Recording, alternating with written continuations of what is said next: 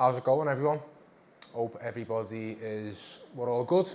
Right, so we're back today. This is an important video. Again, I get this question quite a lot, and it's something I post a lot about on Twitter, Instagram, again with other videos. And you see a lot of other coaches and people in the industry talk about this, like stop changing your training program, stick with the same thing for a long time. Now, a lot of people might look at that and go, well, why? What are the main reasons behind that? So if I can explain that, if you're someone who is constantly changing training programs and doesn't really understand the philosophy and the reason why we want to stick with things for as long as we can, this video is going to be for you. You're going to be able to watch this and understand the importance of giving a training program or whatever you're deciding to run. You need to give it time, right? It's absolutely vital. Okay, so I want to go over a couple of the main points of why we do that. We're not just saying it just to hear our own voice over the sake of it. There's a reason behind it, right? So let's kick off with number one. So whatever training split you decide to run, whether it's I don't care what you run, right, as long as you're getting results. I really don't care. If you're going to train full body, upper lower, push pull legs, a bro split, a 5-day hybrid, whatever way you decide to train, right, it doesn't matter. But whatever you pick, if you change it from week to week, if you're coming in, if you're changing exercises all the time, you're changing how many sets you're doing, you're training, you're just changing your split every week, how do you know if it's working? How do you know what's going on? Like when you're tracking your training, again, you should be tracking your training. How do you know if you're getting stronger? How do we know if we're getting bigger? That's why we track our training, because we look at our variables and we should see our lift slowly over time moving in the right direction with good technique. So how do we know if a program is working? If we're coming in one day, oh, I'm going to do upper lower this week, and you run upper lower for 2 or 3 weeks, and then you get bored, and then you switch to push pull legs, and then you switch to a bro split. You're coming in and you're doing a leg press for your quad, your main quad exercise. Then next week it's a hack squat. Then next week it's a pendulum squat. Then next week it's a back squat. You see where I'm going with this? Where's the consistency and getting on a run with your lifts? How do you know if things are working if you're just constantly changing it and just going off feel? How do you know if it's working? So that goes for, again, the amount of total volume that you're doing, the intensity of the amount of sets that you're doing. Again, if you're coming in 1 week, oh, I'm going to train to failure this week, next week I'm going to train with 3 reps in reserve. You see where I'm going with this? You need to keep constant variables and keep things the same to understand if it's working. So that goes volume, intensity, frequency, again, what split you run, your exercises. You want to keep everything the same for a long time. Right, now that bleeds me in to number 2. Now the big premise behind that, you know I love to talk about this, but this is the basis of getting bigger over time and getting stronger. It's stimulus, recovery, adaptation. So if we're always changing the stimulus, what is our body recovering from and adapting to? To get on a run of this, it takes time. You have to run the same things for allow the body to adapt. If you're just coming in changing the stimulus each week, well, what are you adapting to? Again, what's going to happen with that? You just it's like throwing shit at the wall and hoping something sticks. Whereas if we keep the same thing consistent, we get on a run of this, and we know how important that is for seeing results with training, getting bigger, getting stronger, whatever it may be, whatever the main goal is. But this is king. So this, how do you know if it's working, is allowing this to happen. That's why, vital. This takes time as well, right? So that's number 2. Now, number 3. Now this is a big one.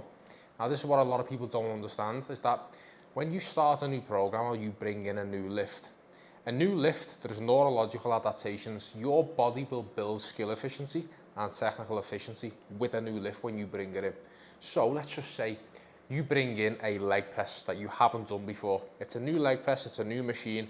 If you bring that in, right, you haven't done it before, your body for the first anywhere from 4 to 6 to 8 weeks is going to be making neurological adaptations with that new lift. Now that is going to be shown with an extra couple of reps, an extra bit of strength here and there, in conjunction with muscular adaptations that you're going to make. So for the first 6 to 8 weeks of a new movement you bring in, there's going to be a lot of neurological adaptations and there's going to be some muscular adaptations. Now where am I going with this? If you're always changing movements every 2 or 3 weeks, all you're going through on these little progressions that you're seeing, it's not muscular advancement or stepping forward in muscle tissue. You're stepping forward in just neurological gains. So you need to let that sort of die out. You need to let your neurological adaptations take place for the first couple of weeks for a movement. And then once that's solidified, then you're sure the progressions that you're making in terms of reps or load, you can be pretty sure that it's coming from muscular adaptations, which is then allowing you to produce more force. It's not just coming solely from neurological adaptations. So these people who they run a movement for maybe 4 weeks and they keep getting a little bit stronger with it and they're all happy, and all of a sudden they hit a little bit of a wall with a movement, it gets a little bit slow in terms of the progressions, then they start to change it. But all that's happened is that you've just been going through a lot of quick and rapid neurological adaptations up front, and once it's got a little bit sticky, again, this is the time to grit your teeth. This is where you need to stick with the movement and allow this to happen. You start changing it out again to another movement, and then you're going through cycles of just neurological adaptations with lifts because you're not giving anything time to settle. Does that make sense? So again, it goes back to this. Stimulus recovery adaptation takes time, so you need to get past the neurological learning curve when you bring in new movements in. If you're always bringing in new movements, you're always going on neurological adaptations and technical efficiency improvements over actual muscular adaptations, right? Well, that's number 3. Number 4, it all ties in. Master movement patterns. Whatever exercise you pick, again, could be, as I said before, could be a certain leg press, a chest press, whatever it may be, whatever movements you pick, you want to master those movements. If you want to become the best you possibly can be at a movement, you want to do it for a long time. That's obvious. How does a top sportsman, a football player, a tennis player, a golf player, how do they become skilled at what they do? Repetition, repetition, practice. Practice makes perfect. So it's the same for us. Now, let's say you want to get better at deadlifts. Do you think you're going to get better at deadlifts by not deadlifting? Deadlifting for 4 weeks and then, oh, I don't feel like deadlifts now. I'm gonna change the movement for the next 6 weeks and then maybe come back to them. Do you think that's going to make you better at deadlifts? Come on, we know the skill acquisition to it. Master movements. Now, the more you master the movement over time, the more skills you become with it. Again, control, efficiency, working the target muscle correctly. You're then going to be able to drive better internal stimulus. Now, internal stimulus, again, that comes in with driving mechanical tension through a muscle. The better you are at doing that over time, the more skills you become with the movement, the more you're going to get out of it. That's what people are missing the boat with. The better you get and the more you master a movement, the more valuable it is to you because you know it's a great movement for you. It ticks all the boxes, doesn't cause you joint pain, it doesn't irritate you in any way. It's just all absolute stimulus on the money. So once you find all absolute stimulus on the muscle, that's the money, that's what we want. So when you find that, stick with it. That's what we want. Okay, so master the movements. You're going to get so much more out of it, right? So that takes us into the final point, which ties everything in perfectly.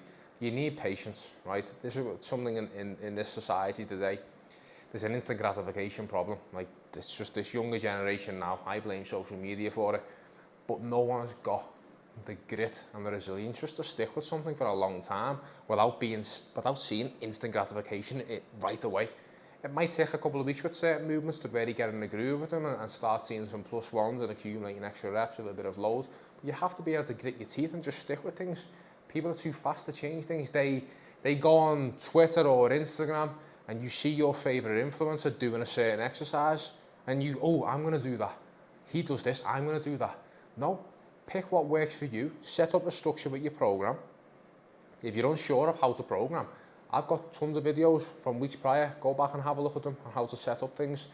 Pick a program, pick your movements, and just run it to the ground and just be patient with it and let the adaptations take place. Just coming in, changing things all the time, you're going to hold yourself back.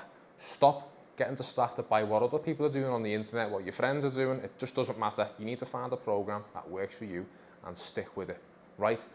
Vital, vital, vital piece of information this. If you watch this and you're actually taking on board, if you're one of these people who is just always changing things, this is the first thing you need to fix. Just stick with something consistently and run it, and then you're just going to see better adaptations and changes from your whole training instead of being lost like a blue-ass fly just jumping between everything. All right, so patience. So let me know what you think. Any questions? I'm always happy to have a discussion down in the comments section. If anyone's got any queries, let me know. Make sure you like, subscribe, keep sharing these videos. We're growing nicely. All right, everyone. I will speak to you in the next one.